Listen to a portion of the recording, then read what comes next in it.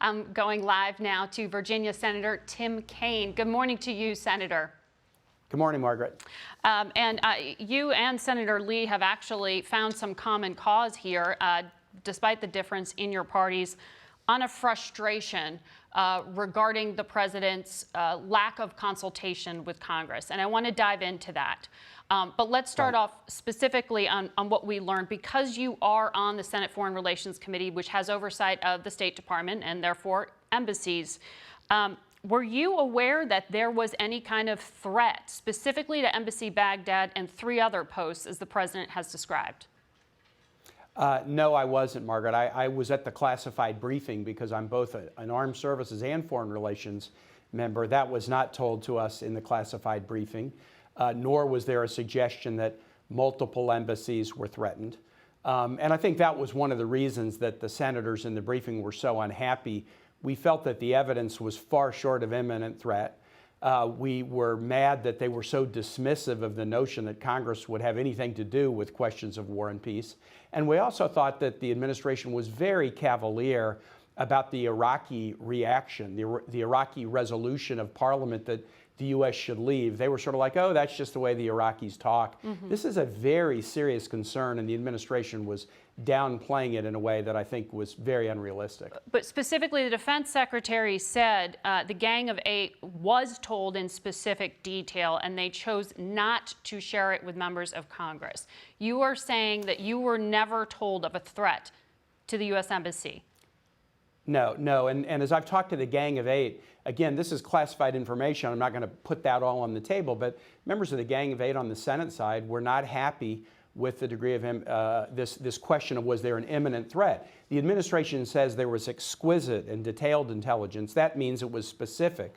But for it to justify the president taking essentially an act of war on Iraqi soil to wipe out an Iranian military leader, it had to not just be a plan, but an imminent threat, and that usually means it's more than a plan. There's been some move toward making a decision to execute on the plan, and we heard nothing about that in the briefing or in any of the conversations I've had with administration leaders. Why is it not sufficient enough for the administration to say broadly there was a threat to U.S. personnel in the region, as Esper said, within days?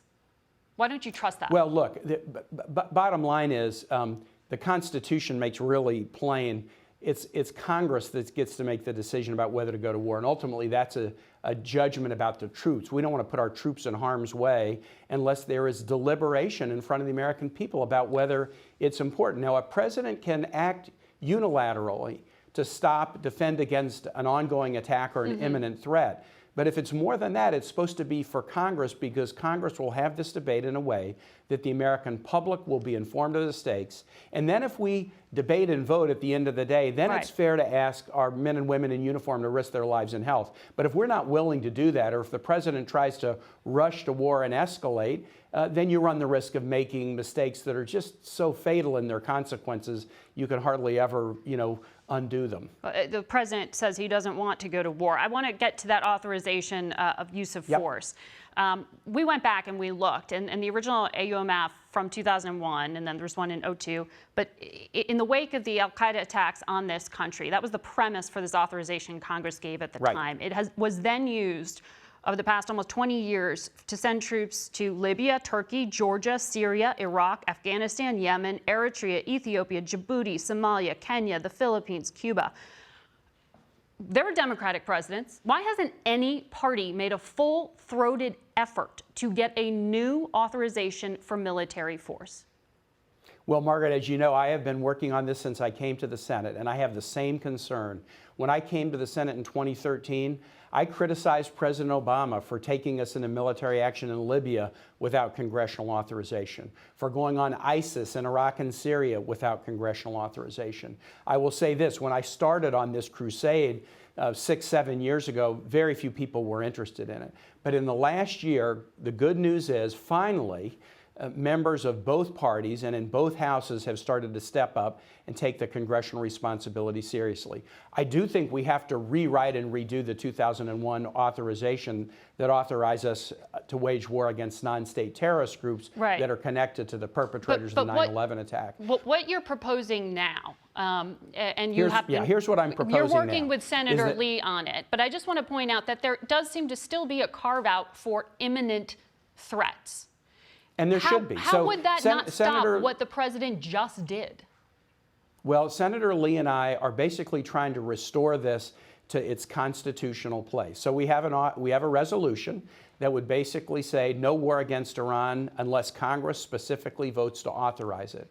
But we do state, as you point out, the president can defend the nation against an imminent threat. And that is existing law. That's the constitutional framers clearly understood that.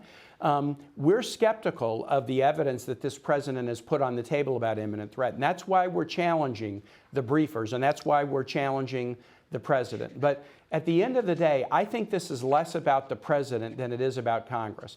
Congresses of both parties for a very long time have hidden under their desks rather than have votes about war.